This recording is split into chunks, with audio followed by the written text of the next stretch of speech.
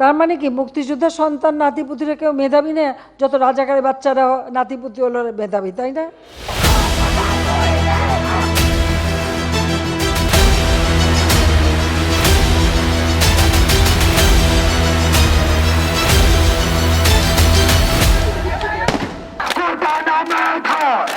চব্বিশ জুলাই ঢাকার রাজপথ রক্তে ভেজা। একটা প্রজন্ম রাস্তায় নেমেছিল একটাই স্বপ্ন নিয়ে, বৈষম্যহীন ন্যায্য একটা বাংলাদেশ। আজ 2026 সালের জুলাই, 2 বছর পার হল সেই গণ অভ্যুত্থানের। প্রশ্ন একটাই, যে স্বপ্ন নিয়ে শত শত মানুষ জীবন দিয়েছিলেন তার কতটুকু পূরণ হয়েছে? বাংলাদেশের ঠিক 1 বছর পর 2025 সালের সেপ্টেম্বরে নেপালেও ফুঁসে ওঠে তরুণ প্রজন্ম। জেএনজি আন্দোলনে পতন হয় কেপি শর্মা ওলি সরকারের। মাত্র 6 মাসের মাথায় 2026 সালের 5 মার্চ নির্বাচনে জয়ী হয় মাত্র 3 বছর বয়সী দল রাষ্ট্রীয় স্বতন্ত্র পার্টি।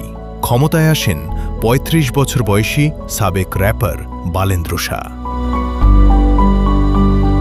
আর বাংলাদেশে 2 বছর পরও জুলাই সনদ পূর্ণাঙ্গ বাস্তবায়িত হয়নি।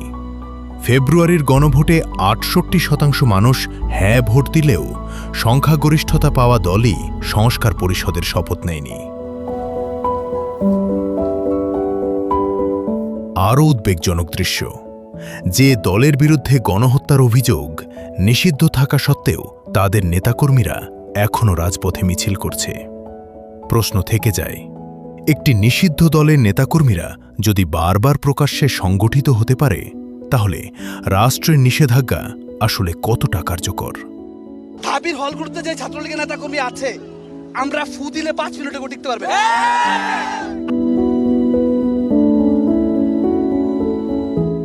আরও একটি বিতর্ক সামনে এসেছে। রিফাইন্ড আওয়ামী লীগ নামে একটি প্রস্তাব, যেখানে বিতর্কিত নেতৃত্বের বাইরে গিয়ে নতুন মুখ দিয়ে দলটিকে পুনর্গঠনের কথা বলা হচ্ছে।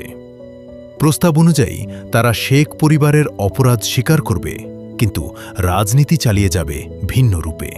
প্রশ্নটা এখানেই, একজন স্বৈরশাসকের দল যদি শুধু নাম আর মুখ বদলে ফেলে, তাহলে কি তারা তাদের অতীতের দায় থেকে মুক্তি পেয়ে যায়? ইতিহাস বলে, শুধু লেবেল পরিবর্তনে অপরাধের ভার হালকা হয় না।